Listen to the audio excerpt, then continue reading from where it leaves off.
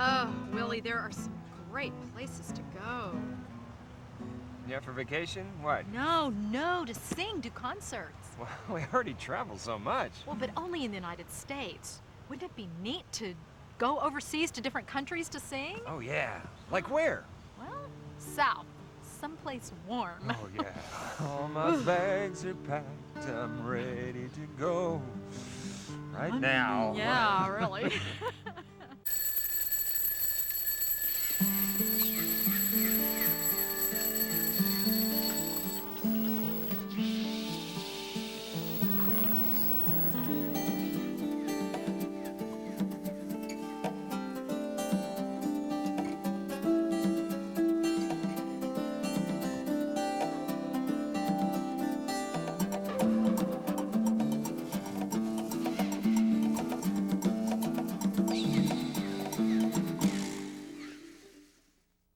Hi, I'm Wendy Welch. And I'm Willy Welch. And today we're going to talk about change.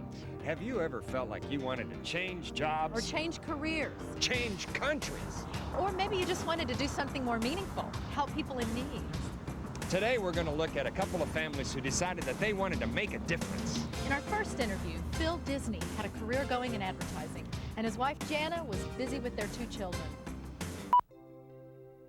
The events that led up really to the decision that I made to actually go to Guatemala was I received a phone call from my brother one evening and really felt like there was something missing in my life. And we had everything that we needed. We had a nice home, we had a 2-car garage, I had a wonderful wife and a child and one on the way and a dog and even a garage door opener. I mean, we were set. We had everything that we'd ever wanted. I was probably making more money than I had ever made in my life, but I felt like I just needed more. So after I received the phone call, I remember hanging up the phone and praying, Lord, send forth laborers into your harvest field, like I had done several times, but more specifically, I began praying, Lord, send forth me.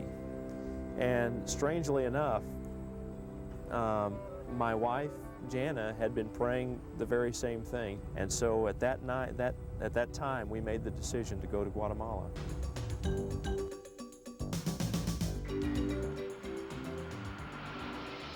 Our TV crew flew down to Guatemala to see what Phil and Jana were up to.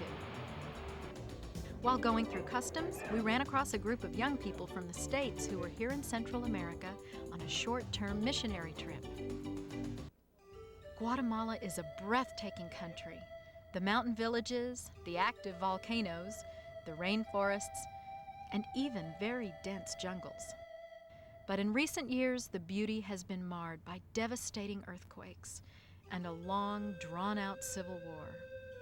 We'll learn more about Guatemala as we tag along with Phil and Jana. Our first leg of the journey is in a very small plane, zigzagging through the mountaintops to an area known as the Achille Triangle. The Achille Triangle is located in an area that's very, very remote, and it's in the highlands of Guatemala. If we were to take a Jeep or a truck, it would take us about 7 to 10 hours to drive up here. So we're taking Missionary Aviation Fellowship plane, which only takes about 35 minutes. Our pilot is a Missionary Aviation Fellowship pilot. His name is Steve. Steve, how long have you been down here in Guatemala and working with MAF? I've been here in Guatemala for 1 year now. I've been working with MAF in Honduras and Colombia prior to that, a total of 13 years. Why are you a missionary, and why do you fly with Missionary Aviation Fellowship? As a child, I felt the Lord wanted me to serve Him as a missionary, and I really felt somewhat insecure in the role of a pastor and a teacher, and the Lord opened up the doors for training and in aviation, and I was told the Lord, as long as He keeps the doors open, that's where I'll follow Him. Hey, we made it. We're in the village of Chahul. The flight was a little bumpy, but we're here.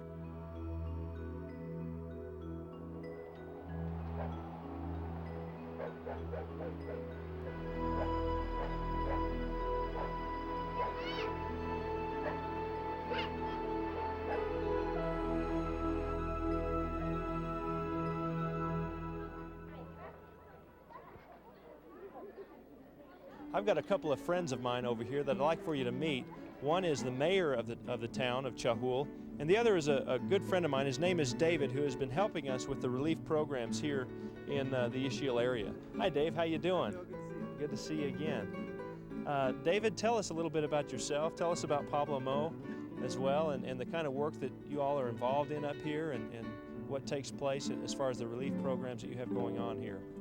I'm David Metzler, and I've been here for about 5 years, working in various relief development programs, construction, medical teams, literacy, and other things like that. Pablo Mo has been recently elected mayor of Chahul, and he's been working with us for 8 years with the Ixil project and the programs out here. He has jobs such as getting wood ready at the sites, choosing the widows that we're going to be building houses for, coordinating various literacy, medical, and child sponsorship programs. What we want to do here in the Ixil Project and Helps International is to meet the Ixilis where they're at, meet them at their need, help them by, for instance, building homes for the widows here. We've built over 500 homes for widows and their families. Sometimes youth groups or other kind of groups come in and build those homes under my direction. Other projects include building potable water systems, water pipelines to bring in good water from clean sources into the villages, literacy program to teach the Ixilis to read and to write in their language. David, even as we came in, we were met by the military soldiers down here. Just tell us a little bit about what has taken place up here as far as the Civil War is concerned and all the violence and things. The Ixilis here were caught in a crossfire between the communist leftist guerrillas and the government here, leaving a lot of broken homes, orphans, widows. 2 Corinthians 4:5 says, "We preach not ourselves, but Jesus Christ, and ourselves as servants for his sake." And we want to be representatives of Christ here to the Ixil people, not only for them to see us as good humanitarian people, but as followers of Christ and his servants, in a sense, tools in his hands to help the Ixil people. To help David, teenagers from all over the United States volunteer to work in the Ixil villages each summer. Tell me about the food. How is it down here? We pretty much stick to macaroni and cheese about every night. After the first day, getting sick and spending half the day in the bathroom, but... Hey guys, tell us about your first impressions when you got here to Guatemala. Definitely the 13-hour bus ride would probably be in the old school bus like that they use in the old U.S. school buses, and it's falling apart, and on these little skinny windy roads up 10,000 feet. That was kind of scary, but it was pretty magnificent. It was kind of breathtaking. I was kind of blasted with some culture shock myself. Culture shock! With so many people running around, thousands of them everywhere. It's pretty intense. Oh man, I guess it was because of the Spanish, but everyone here speaks Spanish, and if you don't know Spanish, then you're kind of lost. You know what it's like to be illiterate after being here for a few days. Hello, 1, 2, are we ready? Aprender español. Okay, ready? Aprender español fue la cosa más difícil. Like I said, learning Spanish was one of the most difficult things for me when I came to Guatemala. I spent 3 months with this lady right here. This was my teacher. Her name is Zoraida. I spent 12 weeks with her learning Spanish. It was painful, but I learned Spanish. I got through it. Now I can minister here in Guatemala. Situated right behind me is the city of Antigua, which is the oldest city in Central America.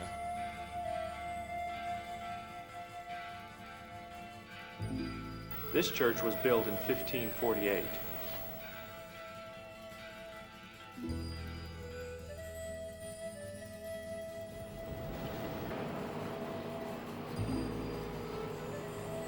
The streets are so rough in here because they're cobblestone. This city, along with Guatemala City and several other surrounding villages, were totally leveled by an earthquake. The earthquake back in 1976 was so devastating because it hit at 3 o'clock in the morning. Nearly 20,000 people lost their lives. Another 70,000 people were injured, and nearly 1 million people were left homeless. There were many homes and many churches destroyed and just crumbled to the ground. You just wouldn't believe the devastation. And many people that were starving did not have food or water. They were having a real hard time just surviving. So I know many people just were living in whatever they could find with pieces of plastic or whatever to cover themselves.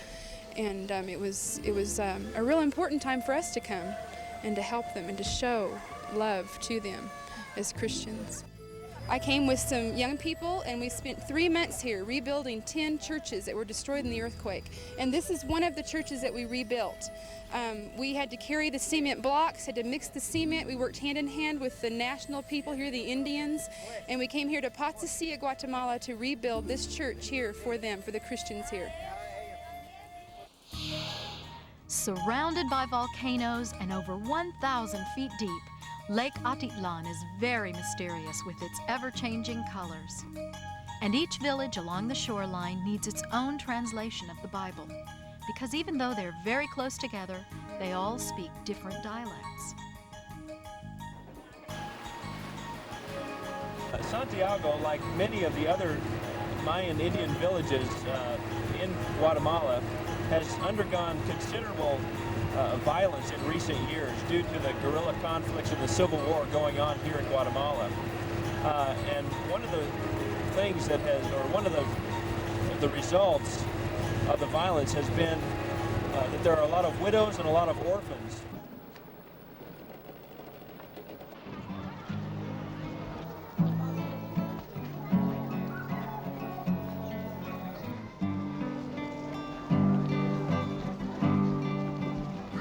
Come on back with me. Back here is one of the houses that a group from the United States built last year for a widow in conjunction with the teenagers from the church here in Santiago Atitlan. You can see that it's a small house. It's made out of cinder block and has a cement floor and a tin roof. But from what the widow was living in before, this is a palace to her. It's probably 3 times as large as what she was living in prior to us building this house for her.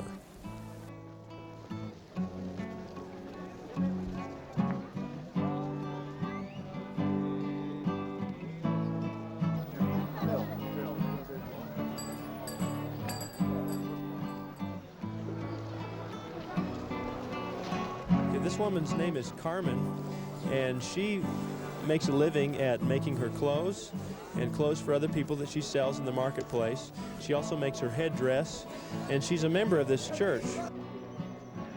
I'm talking with Pedro Samuk, the pastor of the church here in Santiago Atitlan. Pedro, how many? I gotta ask him in Spanish. Okay, you ready? Yeah. Again, the whole thing. I'm talking with Pedro Samuk, the pastor of the church here in Santiago. Pedro, ¿cuántas personas asiste la iglesia cada domingo? Como 1,500 personas cada servicio.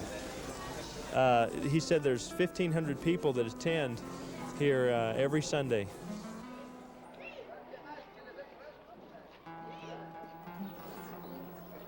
Pedro, how long did it take you to translate the Bible into Zutujil? Tomó como 7 años. He said it took approximately 7 years to translate the Bible into Zutujil. He spent many months working in the city, working with some missionaries down there in the translation process, entering the translation, the Bible, into the computer and getting it all on computer, plus his total translation process took about 7 years. Pedro has a wife. Her name is Ana, and 4 children, and they work here in Santiago in the ministry of the church. Pedro obviously is a pastor. The children attend school here in Santiago, and his wife works also in the ministry.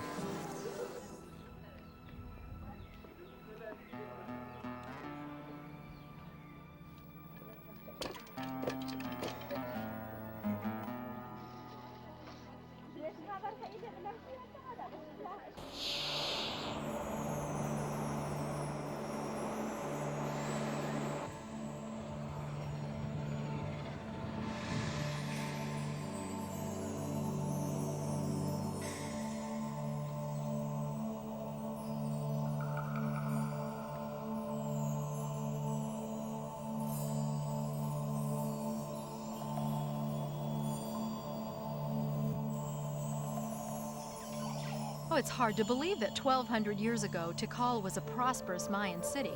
They even played football. But in those days, the losers were decapitated. And the winners?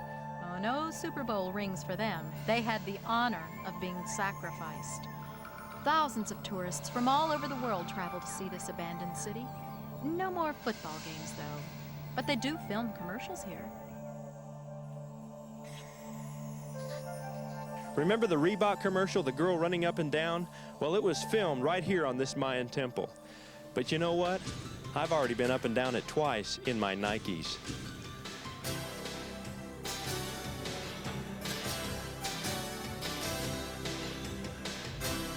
I hope you've enjoyed our show today from Guatemala. This is Phil Disney saying adios, amigos.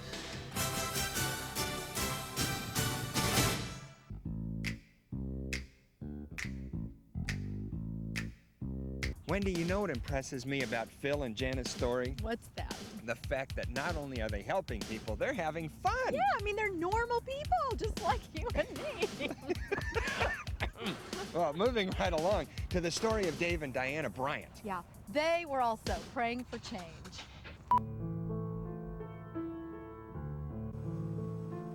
Prior to going into ministry, I was a CPA. I was in tax practice. And I really didn't find a lot of fulfillment there.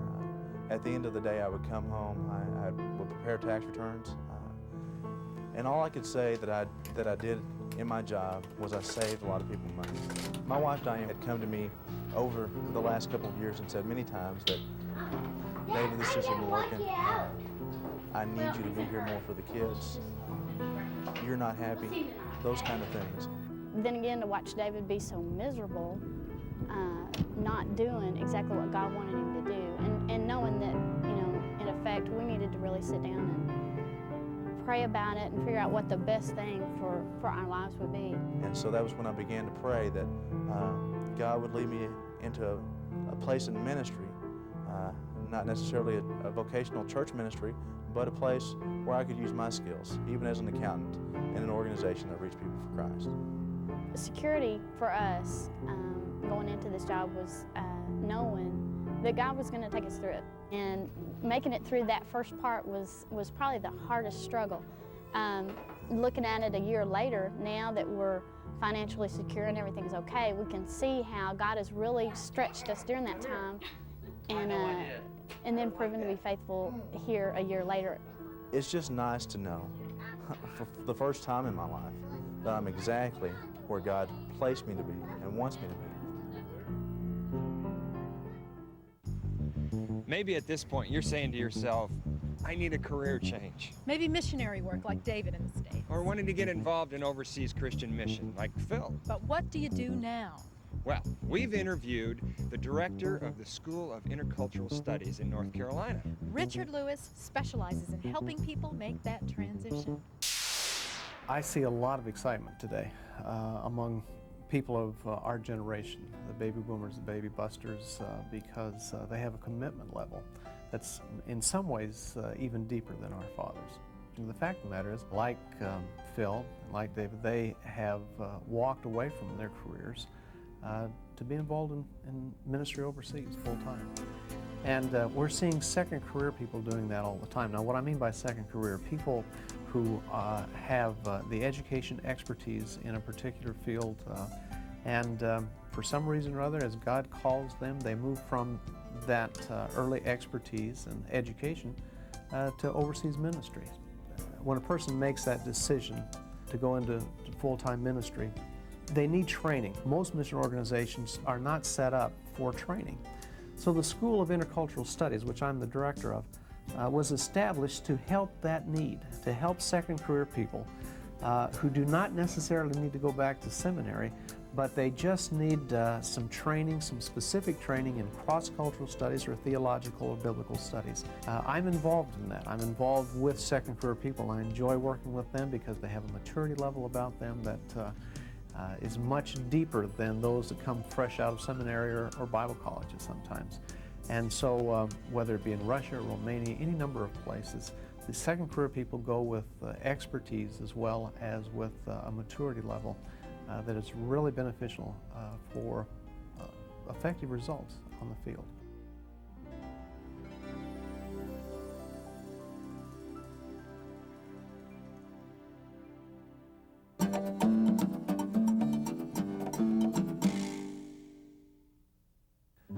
Phil, David, and the others answered the call of sharing God's love, some by changing their careers, others by volunteering for a specific need. One of the goals of this video series is to encourage you to be sensitive to the needs in the world, to move beyond your problems and stretch a helping hand out to someone else who's desperately in need. That may be a hungry child in East Africa, the medical needs of families in India, the spiritual needs of people in Haiti, or some less fortunate people right in your own town, your own backyard. And if you're looking for a career change, talk to your family and your minister. Find a missionary project you can put your time and money into. Find someone in need that you can pray for.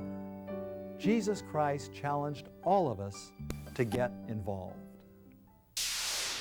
Wendy, you know, it's important to me to find a purpose for the talents that I've been given. Oh, I agree. I'm just so glad we've been able to make ours a full-time ministry. That's right. Whether it's working for Priority One or the many places we've been able to sing. Yeah, or just supporting our good friends Susan and David in Africa. That too. I mean, whether you're praying for someone who's a missionary or teaching Sunday school or working in a soup kitchen. Working in a soup kitchen, whatever it is, there's plenty for all of us to do to share God's love. That's right. This is the point where you turn off the tape and go do something. That's right. Bye, everyone.